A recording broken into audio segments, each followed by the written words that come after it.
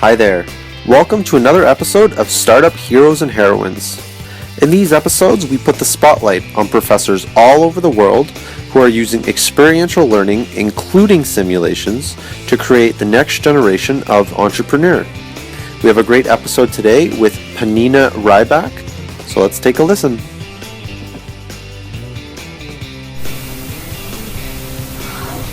So thank you very much for joining me today. So do you want to give a little introduction? Tell the audience who our very special guest is. Hi everybody, my name is Penina Rybak, and I am somebody who helps people balance humanity and technology for greater workflows, greater productivity, and honestly, greater impact in their industry. I started off in the education arena. My background is a master's in speech-language pathology and communications from NYU in New York. And I am a consultant in 3 arenas: in the autism arena, in the educational technology arena as an iPad evangelist, and in the personal digital branding arena, where I help other entrepreneurs understand, craft, promote, and sustain their digital footprint online in a way that balances humanity and technology, talks human, and resonates with their customer.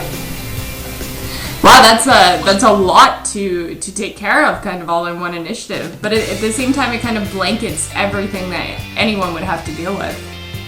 Exactly. I tell everybody that my background in communication, has a little bit of everything thrown in. Technology, psychology, a little bit of marketing, a lot of entrepreneurship, and it resulted in me becoming an entrepreneur who started my own consulting firm in 2010, Socially Speaking LLC. Mm-hmm. And I've spent the last few years crisscrossing North America, including Ontario, Canada, where I've spoken to different groups of people about, the future of work, current work trends, autism intervention, educational technology trends, how to integrate iPads into your workflow, and more recently, personal digital branding. And it resulted in my business book being published by Maven House Press last March, The Nice Reboot, a guide to becoming a better female entrepreneur, how to balance your humanity and technology in today's startup culture. Wow. And that book is available online as well as in hard copy? Yes, it is. It's also available at the MavenHousePress.com website. It's on Amazon, it's in iBooks. You can read it in paper format and in ebook format on both your Kindle and your iPad. So no excuse to not get it. Well, I will tell you this. I believe in being both educated and entertained, and I tried to do that in my seminars. I've tried to do that in my book. I don't think people will come away saying that book was boring. Mm-hmm. I invite everybody to take a look. Please feel free to review it on Amazon. Please feel free to connect with me on LinkedIn, because the driving force behind everything that I do is really collaboration. I'm big on collaboration. It's not just a buzzword for me today in the collaborative economy, and everything that I do, whether it's in my blog posts for the Huffington Post or LinkedIn or Tumblr or WordPress or my book or my seminars, is really geared to help people understand the strengths that they bring to the table so that they can become better collaborators and really impact the future of work as a whole. So how did this all get started? What is your background, and how did you really bring it to make this initiative happen? I had different things happen to me, kind of like stringing pearls on a necklace.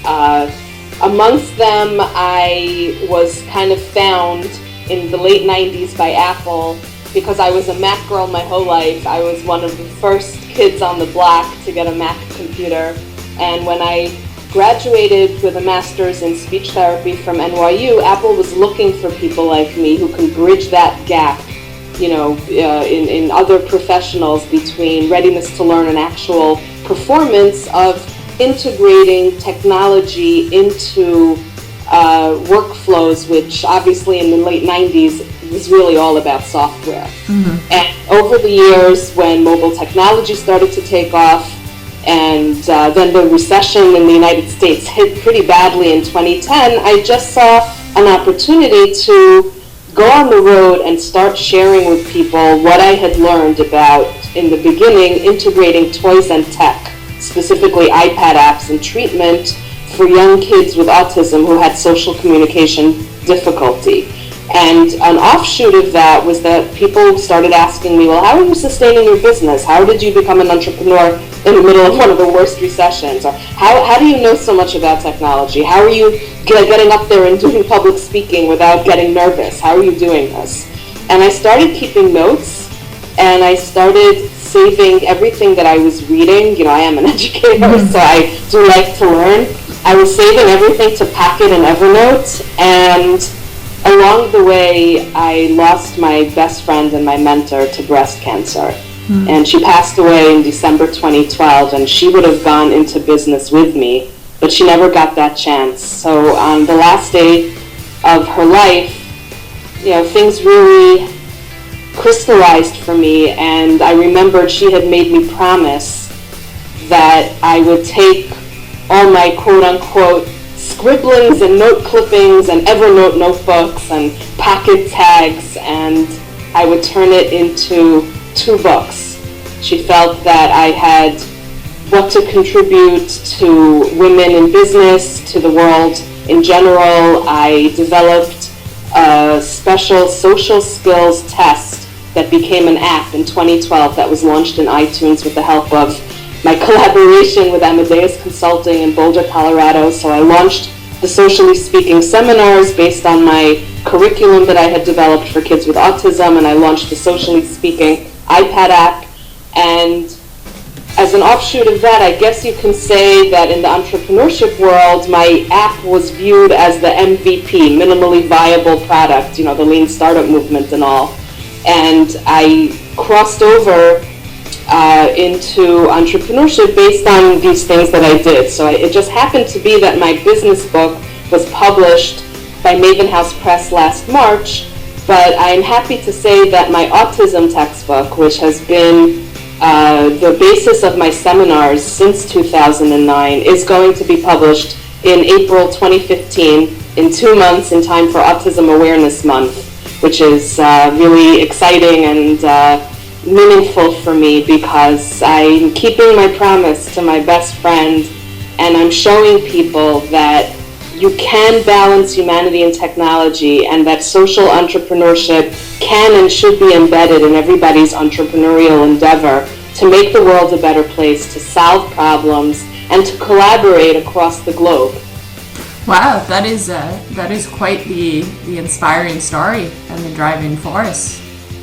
Thank you. Now you were kind of one of the pioneers of I guess experiential learning, using technology and gaming in learning. Yes, I participated in the Apple New York Trade Project, which was the precursor to the Apple Educators certification that they give people, where they picked different people in different professions, obviously in education, to get trained in all the Apple technology at that time. So I participated in the New York Trade Project, TRAID, from 1995 to 2000, where gaming was very different than what it is today. You know, I recently wrote an article about the gamification of the MBA and implications for entrepreneurship in the Huffington Post. You can find me there, Penina, P-E-N-I-N-A, Rybak, R-Y-B-A-K. But gamification has always had its roots in education, and gamification is something that's really very powerful and very exciting, and I saw right away that we needed to leverage that, particularly for students with autism who neurologically are hardwired to be visual learners, at least most of them. And research shows that, in essence, our brains process visual information better and faster than other kinds of visual, information out there. So I guess I did something along the lines of experiential simulations way before people were even thinking about, how to really seamlessly integrate technology, into different aspects of their workflows and their lives. Yeah, you were definitely a pioneer in that field. And it's very interesting to hear that what experiential is doing is kind of mainstream, but you've gone off the beaten track and used it for other purposes as well. Yeah, I've been accused before of thinking outside the box. There's nothing wrong with that. Exactly, and I feel that, Deepak Chopra says, forget the box, get rid of the box. Forget the box. That I really did, and that's what I tell people. I tell people that entrepreneurship is very fluid, and it really depends on, the skill set and the knowledge that you bring to the table, and your ability to really then connect it to pain points that customers have. Right. And obviously in the world today, people are trying to learn fast because there's a steep learning curve because of the rapid advances in tech. Obviously today, people care about child education and health care, and of course, autism has gotten a lot of attention.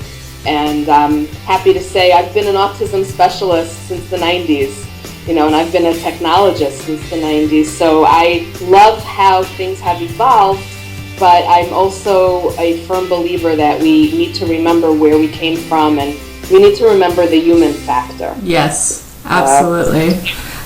Now, I know you've done a lot of work and you made a difference in a lot of people's lives. Is there one project, one person that really stands out that your initiative has kind of changed the world for? You don't have to mention any names, but if there's one that will always be in your memory. I have to give a shout out to the state of Texas. Yeah. Because the state of Texas has actively seeked out funding from the U.S. government to overhaul their entire special education system. And as a result, different organizations in Texas have invited me repeatedly almost every year for the past few years to come out and train their staff. And it's not easy because we all know change is difficult, and we all know that adopting new technology can take time. So I want to give a shout out, y'all, to everyone in Texas who has worked with me, heard my seminars, consulted with me online, offline, through email, through Skype. They are showing me what it really means to collaborate. I also have to give a shout out to a person who read my book and said, I want to be part of whatever it is that you're doing. And her name is Jo Rose Portfolio. And she is an entrepreneur with a very unique background in corporate America who understands the dynamics of entrepreneurship that not every startup understands if they haven't lived in the business world on the other side in corporate America. And her unique understanding of human behavior as someone who is the acting CEO of Capital 3 Talent Management really shows me that there is a lot of overlap in the business world between psychology and best practices, regarding finances and, all the other hardcore skills that entrepreneurs need to really hone. We need to hone our soft skills as well as our hardcore skills, and I wrote a Huffington Post about which soft skills an entrepreneur needs way before I met Jo Rose, but she really is the embodiment of that, and I just have to give a shout out to her because she has been collaborating with me. Somebody else who I really must give a shout out to is Robin Stratton Burkesell, whose TED Talk on appreciative inquiry really moved me to the point that I reached out to her to see how we could collaborate, and I ended up doing a podcast with her on her show about my book and about women leadership today called The Positivity Strategist. And Robin Stratton Burkesell, who herself is a very accomplished entrepreneur, author, app developer, public speaker, curator for TED Talks, has shown me that women have a lot to contribute to both the entrepreneurial space and the innovation space. And Emma Watson recently spoke at Davos at the World Economic Forum, and she talked about the fact that women are 50% of the planet with so much untapped potential. And it's such a shame that in 2015 she had to say those words, which must have gotten a standing ovation, if not it deserved to, that we're in 2015 and there are still people out there who just really don't think about this, that women leadership is not an oxymoron. You know, the two are synonymous. We have a lot of innate and learned skill sets that really can address problem solving on a global scale. Yes, absolutely. And it's interesting that you made reference to Emma Watson. She kind of summed it up in one sentence, that women are out there, and 2015 needs to be the year to make a difference. Agreed. Yeah. I very much agree, and I consider her honestly an ambassador for the world in terms of women leadership. Not just an ambassador for the UN or for her campaign, he for she. I'm very impressed with her and how articulate she was in explaining the problems that we're still facing in 2015 and some of the solutions that we can do and implement if we put our minds to it really and set aside political divides, gender divides, and frankly, egos. So she summed it up in one sentence. So just before we go, is there one or two motivational sentences or words, quotes that you want to leave us with? You know, when I started my company, I understood immediately without knowing about memes and the quote trend on Twitter. And the quote that has always moved me and became the mantra for my company's mission, Socially Speaking LLC, was the quote by Helen Keller: "Alone we can do so little, together we can do so much." And that's been something that's driven me personally and professionally almost my entire life. Yeah, that is an amazing quote, and you are an amazing person. Thank you so much, Penina, for sharing your story with us on Startup Heroes today. Thanks so much for having me as a guest. All right, so have a great day, and for all of you out there listening, there will be another episode of Startup Heroes very soon. Keep checking back. Until then, I'm your host, Jasmine Bowen. Go out there and make a difference.